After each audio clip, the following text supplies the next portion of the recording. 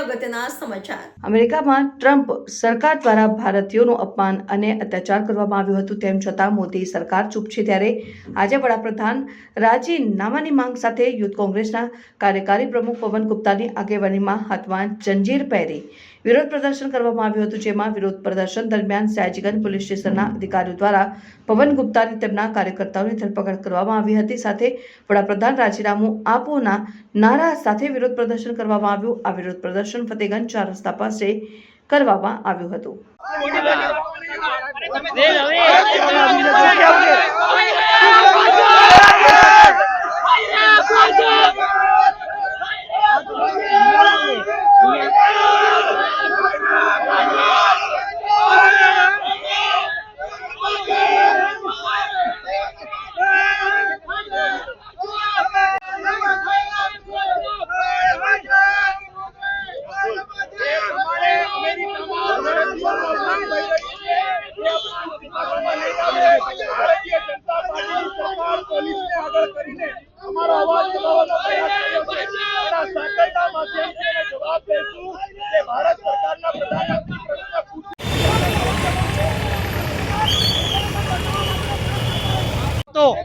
અને પોતાને વિશ્વગુરુ કહેવાની વાતો કરનારા દેશના વડાપ્રધાન નરેન્દ્ર મોદીના શાસન દરમિયાન ભારતના ઇતિહાસમાં પ્રથમ વખત એવું થયું છે કે ભારતના નાગરિકોને કોઈ અન્ય દેશે ડિપોર્ટ કર્યા હોય તેમને હાથ પગમાં જંજીર બાંધીને મોકલવામાં આવ્યા છે।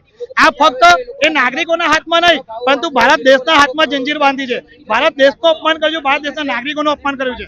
આટલું મોટું અપમાન જો ટ્રમ્પ સરકાર દ્વારા કરવામાં આવતું હોય, એ છતાં દેશના વડાપ્રધાન મૌન હોય, અમેરિકા જઈને એમની પ્રેસ કરતા હોય, એમાં એમનું અપમાન થતા હોય, છતાં મૌન હોય, ત્યારે આવા મૌન વડાપ્રધાન જે મનમોહનસિંહને મૌન વડાપ્રધાન તરીકે કહેતા હતા, પરંતુ હકીકતે તો ખુદ મૌન છે એવું સાબિત થયું હોય, ત્યારે આવા વડાપ્રધાને સ્વેચ્છાએ રાજીનામું આપી દેવું જોઈએ। કારણ કે જો વડાપ્રધાન આવા ઘટનામાં પણ ન બોલી શકતા હોય ને દેશનું ગરિમા ન સાચવી શકતા હોય, તો એમને આ વડાપ્રધાન પદ પર રહેવાનો કોઈ અધિકાર નહીં બનતો એવું અમારું માનવું છે। અને એના માટે જ હાથમાં હથકડી પહેરીને વડાપ્રધાનને રાજીનામાની માંગ કરી રહ્યા છે।